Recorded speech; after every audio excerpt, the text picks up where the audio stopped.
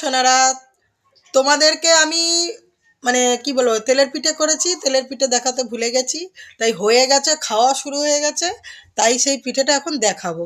মানে খাওয়া শুরু হয়ে গেছে, মানে ভাজাটা দেখাতেই ভুলে গেছি।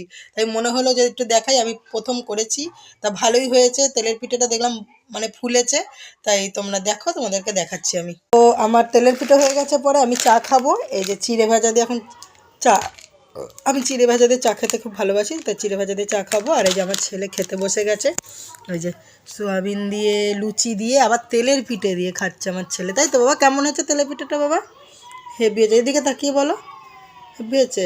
আর এই যে আমি তেলের পিঠে করেছি প্রথমবার, তো প্রথমবার করেছি, তা প্রথমবারই দেখছি বেশ ভালোই হয়েছে, নরম নরম ফোলা ফোলা হয়েছে, তো ভালোই লাগছে খেতে। তাই এবার থেকে এরকমই অল্প অল্প করে একটু একটু করে ছেলে মেয়েকে করে দেবো ভাবছি। তো যখন শিখেই গেছি, তাই তো বাবা? হ্যাঁ।